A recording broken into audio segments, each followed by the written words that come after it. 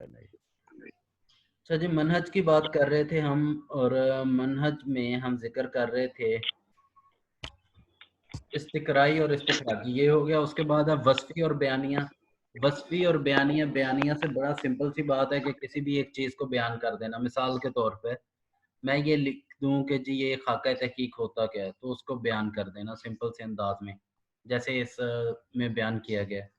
اور وصفی کا کیا مطلب ہے؟ وصفی کا مطلب یہ ہے کہ جب بیان کرنا ہے تو وہاں اس کے اوصاف بیان کیے جائیں، مثبت اور منفی دونوں، کہ اس میں یہ خصوصیت ہوتی ہے، یہ بھی خصوصیت ہوتی ہے، یہ بھی خصوصیت ہوتی ہے، یہ بھی ہوتی ہے، اور یہ اس میں غلط چیز ہوتی ہے، یہ اس میں غلط چیز ہوتی ہے۔ تو یہ جو پازیٹیو نیگیٹو اسپیکٹس ہیں اس کے، جو بیان کر دیے جاتے ہیں، تو اس کو کہتے ہیں اوصاف بیان کرنا، یہ وصفی۔ لیکن اگر سمپلی اس کو ڈیٹیل ڈسکس کر دی جائے، بتا دی جائے کہ وہ کیسا ہے، تو اسے بیانیہ کہتے ہیں۔ لیکن اس میں جو ابلیغ لگا کے ان دونوں کو اکٹھا کیا، اس کا مطلب یہ ہے کہ بیان کرتے ہوئے بھی ممکن نہیں ہوتا کہ ہم اس کے اوصاف کے بغیر ہی بیان کر دیں۔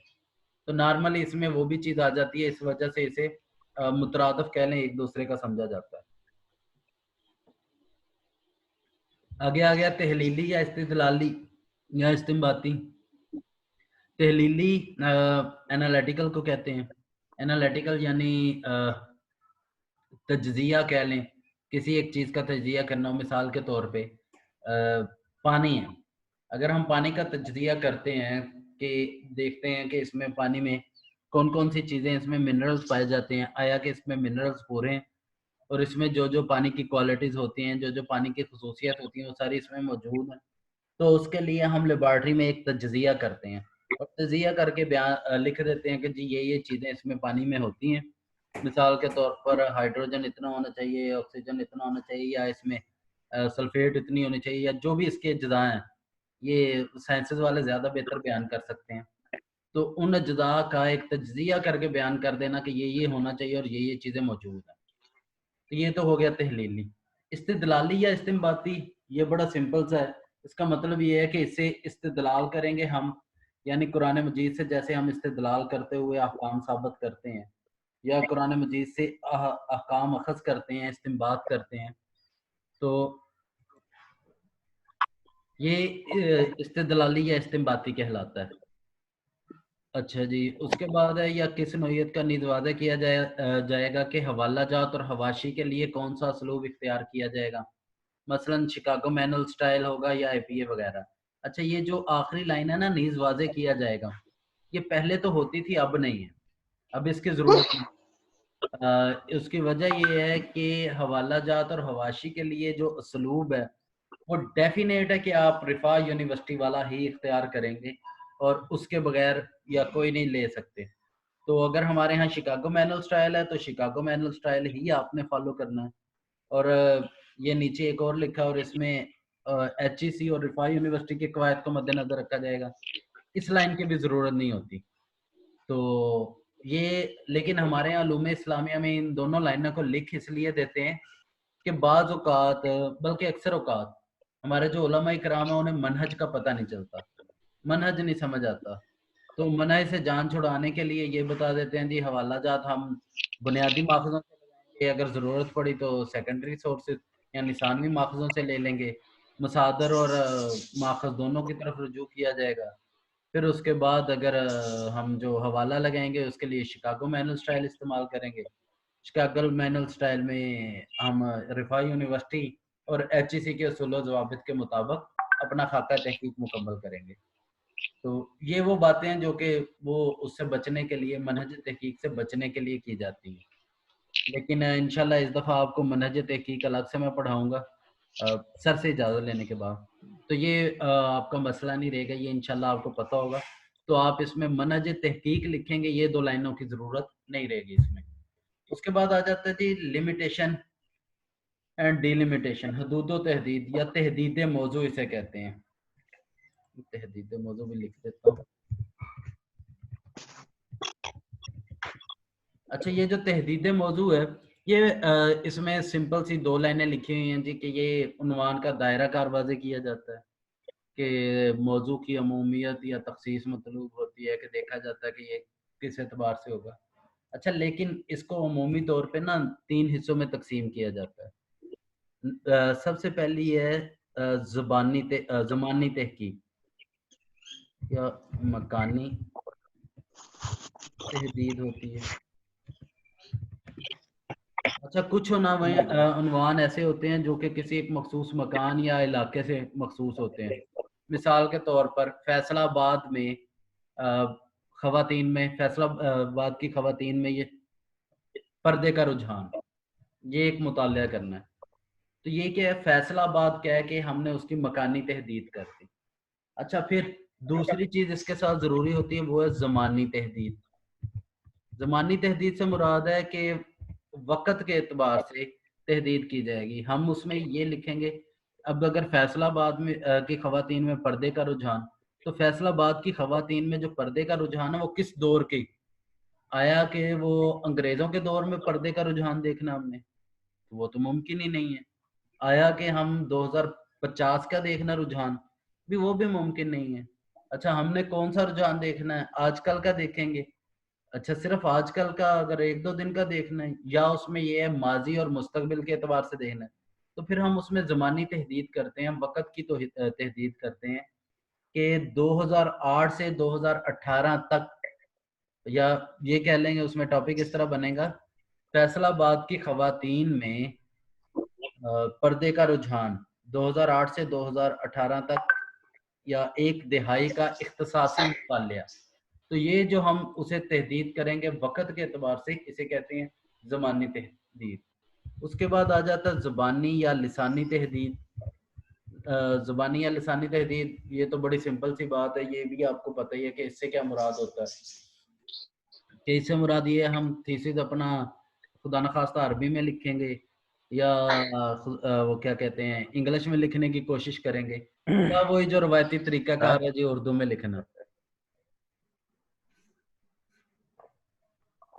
यूनुस साहब कुछ कहना चाह रहे हैं? सर वो अरबी के साथ खुदा न खास्ता का लफ्ज आया, मैंने कहा वो तो सबसे बेहतरीन ऑप्शन होता है। हाँ जी, लेकिन वो जब लिखने की बारी आती है ना, उस वक़्त कोई भी नहीं अवेल करता। उस वक़्त सारे कहते हैं कि छड्डो जी जान छुड़ाओ, डिग्री लो तो अगला कर सोचो। जी सही। सर एक सवाल है। जी ज़रूर। सर ये जो अभी आपने फरमाया ज़मानी तहदीद जी, का, जी। ये हर टॉपिक पे ज़रूरी होती है ज़मानी नहीं, तहदीद? नहीं, सुने, ये जो ज़ुबानी, मकानी और ज़मानी है, ये जी हर टॉपिक के साथ बिल्कुल ख़ास नहीं है। ये टॉपिक की नौइयत के एतबार से है। अच्छा, कुछ उन्वान सही। ऐसे होते हैं जिनमें ये ज़मानी, मकानी और ज़मानी तहदीद नहीं होती, बल्कि उनकी तहदीद किसी और अंदाज़ में होती है। मिसाल के तौर पे मेरा ये टॉपिक था Muslim Christian relation in the district Sahiwal. सही। मैंने ये एक बड़ा सिंपल सा टॉपिक है कि मुसलमानों और मसीहियों के ताल्लुकात। अब इन दोनों के जी ताल्लुकात देखने हैं, सिंपल सा काम है, तो जी इसमें कोई इतना मसला नहीं है। अच्छा, लेकिन जी हुआ क्या कि इन ताल्लुकात को देखने के लिए मुझे ज़रूरी था कि मैं इसको लिमिटेड करता। तो मैं आज के दौर के ताल्लुकात देखूँगा, पिछले 10 साल के ताल्लुकात देखूँगा, पिछले 100 साल के ताल्लुकात देखूँगा, या क्या करूँगा? तो मेरे टॉपिक में इसकी ज़रूरत थी। लेकिन फ़र्ज़ करें अगर आप कोई टॉपिक ले लेते हैं फ़िक़्ह का या सीरत का, जैसे कि जी हम जिस टॉपिक पे कंटिन्यूअसली डिस्कशन कर रहे हैं, जी यानी मुसलमानों का गैर मुस्लिम त्योहारों पर तामुल। अब इसमें अगर हमने वो तहदीद करनी हो तो इसमें मकानी तहदीद क्या होगी? इसके तो मकान से अब ताल्लुक ही नहीं है। अब अच्छा, जी ज़मानी सर, इसमें तहदीद नहीं क्या है। होगी? अब ज़मानी तहदीद हमें करनी पड़ेगी कि हम दौर नबवी या खिलाफत राशिदा या इस्लामी रियासत, जो भी हमने करना कराना, उस एतबार से हमें लिमिटेड करना पड़ेगा एक मखसूस वक़्त के साथ। सही। नहीं तो अगर हम 1400 साल पूरे के पूरे को ले लें इस टॉपिक में, या ये टॉपिक बना लें कि इस्लामी रियासत में मुसलमानों का गैर मुस्लिम त्योहारों पर तामुल, तो ये जी बहुत लंबा टॉपिक हो जाएगा। तो उस जी एतबार सर। से उसे ज़मानी एतबार से तहदीद करनी पड़ेगी। जी ठीक है? तो ये सही। ज़रूरत पेश बहुत। आती है वहाँ पे मखसूस टॉपिक के साथ, या जो टॉपिक के अंदर जो मखसूस चीज़ें हैं उनके एतबार से। जी सर ठीक। बहुत शुक्रिया। ठीक है जी? हाँ जी जी बेटा, ठीक है ये सर, बहुत शुक्रिया। हैंड रेस किया है हीरा खालिद, कुछ पूछना चाह रहे हैं बेटे?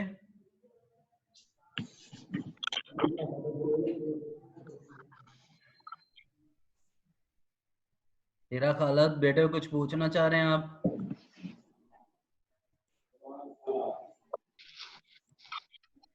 नहीं। सॉरी सर, वो मैं सेटिंग करी थी, गलती से हो गया। I am really sorry. ठीक है बेटे। अच्छा जी, उसके बाद आगे जो सबसे अहम पार्ट है पूरे खाके का। अच्छा, ये हम इसके लिए थोड़ा सा पीछे चलते हैं ताकि हम दोबारा इसको जोड़ लें कि ये है क्या। यहाँ पर खाके तहकीक के 3 बुनियादी हिस्से बनाए गए थे। 3 में से पहला हिस्सा मुकदमा है, दूसरा हिस्सा तबवीब है और तीसरा हिस्सा किताबियात है। हमने जो पहला हिस्सा है वो मुकदमा शुरू किया था। मुकदमा में तारुफ, अहमियत, जवाज़ तहकीक या सबब तहकीक, बुनियादी सवाल, मफरूज़ा फ़र्ज़िया, मकासद तहकीक, साबका काम का जायज़ा, मनहज और तरीक़े तहकीक, तहदीद मौजू, ये सारे हम कर चुके हैं। ये पहला हिस्सा जो खाके का है जिसे मुकदमा कहते हैं वो ख़त्म हो गया। अब मुकदमे वाला हिस्सा ख़त्म होने के बाद दूसरा हिस्सा शुरू हो रहा है तबवीब या अबवाब व फसूल। अब ये तबवीब क्या है या अबवाब व फसूल क्या है, ये सबसे अहम चीज़ होती है। अगर आपको याद हो पिछले लेक्चर में मैंने बताया था कि हम जो बुनियादी सवाल बना रहे हैं उस सवाल को बनाते हुए भी तबवीब को मद्देनजर रख सकते हैं। यानी हम तबवीब के लिए या अबवाब बंदी में इस तरह सवाल बनाएं कि हर सवाल के जवाब पर एक फसल या एक बात बना लिया जाए। तो एक तो ये नोयत है। या इसमें दूसरा जो आम तौर पे होता है वो क्या करते हैं कि उसमें सिंपली हम अपने मौजू को मुख्तलिफ अबवाब में तकसीम करते हैं, फिर उनको मुख्तलिफ हर बाब को मुख्तलिफ फसलों में तकसीम करते हैं और हर बाब और फसल का अलग अलग टाइटल वो तय करते हैं, उसको एक मखसूस उन्वान दे देते हैं। अच्छा, अब ये जरूरी नहीं है कि आपका बाब अगर 2 बाब हैं तो हर 2 बाबों की फसलें भी 2-2 हों, ये जरूरी नहीं है। बल्कि ये देखा जाता है कि अमूमी तौर पे टॉपिक कैसा और टॉपिक की मौजू की नौइयत के एतबार से उसे देख लिया जाता है। ये फैसल साहब को क्या हुआ है? फैसल साहब परेशान ना हो, अटेंडेंस आपकी लग जाएगी।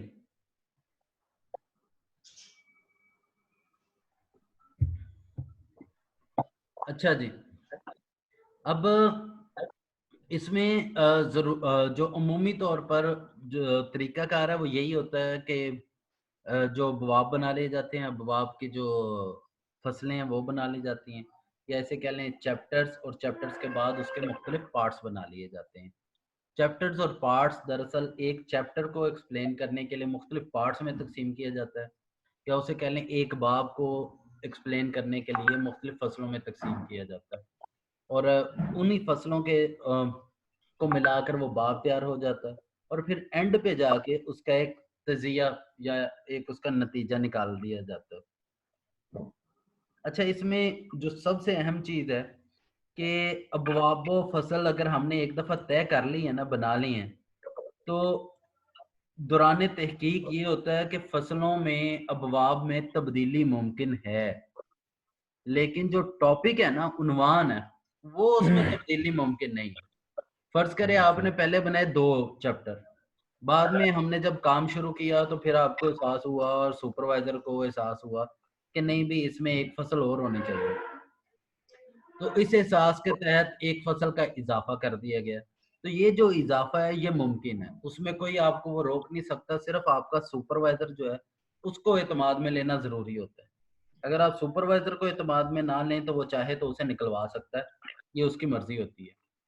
तो लेकिन अगर आपने टॉपिक चेंज करना, फर्ज करें टॉपिक आपने ले लिया, उस पर मटेरियल नहीं मिला, अगरचे ऐसा होता नहीं है लेकिन फर्ज करें ऐसा हो जाए, टॉपिक ले लिया उस पर मटेरियल नहीं मिला, तो क्या करेंगे आप? तो फिर उसमें ये करते हैं कि आप उस टॉपिक को चेंज कर लेते हैं, लेकिन उस चेंज करने के लिए जो बोर्ड ऑफ एडवांस स्टडीज होती है उसकी मंजूरी जरूरी है, उसके बगैर टॉपिक तब्दील नहीं किया जा सकता। अच्छा, फिर ابواب بندی نقل کرنے کے بعد جو ہے اس کے بعد آ جاتا ہے خلاصہ بحث، یعنی جو آپ نے پورے کے پورے ابواب میں بحث کی ہے اس کا ایک خلاصہ چند صفحات میں مرتب کر دیا جاتا ہے۔ اس کے بعد نتائج ہے، فائنڈنگز اینڈ ریکمنڈیشن، سفارشات ہیں۔ نتائج یعنی کہ مثال کے طور پہ میرا ٹاپک تھا مسلم کرسچن ریلیشن، یعنی مسلمانوں اور مسیحیوں کے تعلقات۔ اب جو تعلقات ہیں وہ ہیں کیا، ان کی نوعیت کیا ہے، اب وہ نکال لیے۔ نکالنے کے بعد جی اس کو بہتر کرنے کے لیے کیا ہے۔ اب مثال کے طور پہ ایک ان میں مسئلہ جو سامنے آیا تھا میرے اس میں اسٹڈی میں، وہ یہ تھا کہ کرسچن جو لوگ ہیں یہ اپنے بچوں کا نام نہیں کرسچنز والا رکھ سکتے، اگر وہ رکھیں تو وہ پتہ چل جاتا ہے تو پھر وہ بچوں کو ڈسکریمنیشن کا سامنا کرنا پڑتا ہے۔ تو اس کا حل کیا ہے، وہ پھر بچے وہ یہ کرتے ہیں مسیحی کہ اپنے بچوں کا نام مسلمانوں والا ہی رکھ دیتے ہیں۔ تو اس کا حل کیا ہے، تو پھر آپ اس کے لیے حل مرتب کرتے ہیں۔ تو وہ جو حل مرتب کریں گے، جو آپ کی دانست میں اس کا حل ہوگا، وہ آپ کی ریکمنڈیشن بن جائے گی۔ تو تھیسس مکمل ہونے کے بعد اینڈ پہ یہ چیزیں بھی دی جاتی ہیں۔ اس کے بعد ہے فہارس و ضمیمہ جات۔ فہارس میں جو چیزیں شامل ہیں اس میں فہرست آیات قرآنی ہے، فہرست احادیث ہے، اعلام و امکان ہے، یعنی جن جن ناموں کا ذکر کیا ہے ان ناموں کی فہرست آتی ہے۔ امکان یا مکانوں کا ذکر کیا ہے، جگہ جس کا ذکر کیا، ملتان کا ذکر کیا، کشمیر کا ذکر کیا، مالا کنڈ کا کیا، یا وہ کسی اور جگہ کا، تو اس جگہ کی نوعیت کیا ہے، اس جگہ کی ضرورت کیا ہے، اس جگہ کی پس منظر کیا ہے، تو اس کو یہاں پہ ایکسپلین کیا جاتا ہے۔ تو یہ فہارس اینڈ پہ جا کے بن جاتی ہیں۔ تو یہ ابواب بندی کے بعد خلاصہ بحث کے بعد نتائج سفارشات، اور نتائج سفارشات کے بعد فہارس و ضمیمہ جات۔ اس کے بعد آ جاتا ہے جی مجوزہ مصادر و مراجع یا کتابیات۔ اچھا یہاں پہ لکھا ہوا ہے مجوزہ، یہ جو مجوزہ کا لفظ ہے یہ جب آپ خاکہ تحقیق ترتیب دے رہے ہوں گے تو اس میں آتا ہے مجوزہ، لیکن جب آپ مقالہ مکمل کر لیں گے تو پھر اس میں مجوزہ نہیں آئے گا، پھر اس میں صرف اور صرف مصادر و مراجع یا کتابیات آئیں گی۔ تو یہ آپ کے پورے مقالہ میں استعمال کی گئی ان کتب کی فہرست ہوتی ہے جن کے آپ نے مقالہ میں حوالہ جات دیے ہیں۔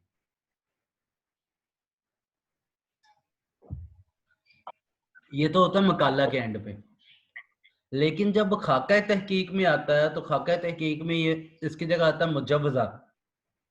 تو مجوزہ سے کیا مراد ہے؟ مجوزہ سے مراد یہ ہے کہ جو ممکنہ آپ کے مصادر و مراجع ہو سکتے ہیں، کہ فرض کریں آپ آگے جو کام کریں گے اس میں جیسے وہ ہم جس ٹاپک کو لے کے چل رہے ہیں وہ سیرت نبوی صلی اللہ علیہ وسلم کا ہے۔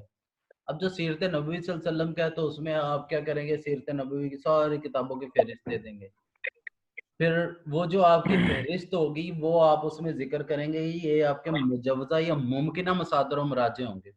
لیکن جب آپ نے مقالہ لکھ لینا ہے تو مقالہ میں پھر صرف اور صرف ان مصادر و مراجع کا ذکر کریں گے جن کا آپ نے مقالہ میں حوالہ دیا ہے، پھر وہ ممکنہ نہیں رہیں گی، پھر وہ باقی چیزیں اس میں سے نکال دی جائیں گی اور کاٹ دیا جائے گا۔ اچھا اب یہ جو ترتیب ہے اس کی کیا ہوگی، فہرست آپ لکھیں گے اس میں الفابیٹیکلی یا الف بائی ترتیب کہتے ہیں اسے، یا الف بے کے اعتبار سے کہ پہلے الف والے پھر بے والے اور پھر تیز والے، تو یہ اسی ترتیب کے اعتبار سے ساری کی ساری کتابیات یا بیبلوگرافی کی ایک فہرست بنائی جائے گی۔ کلیئر ہے جی یہاں تک؟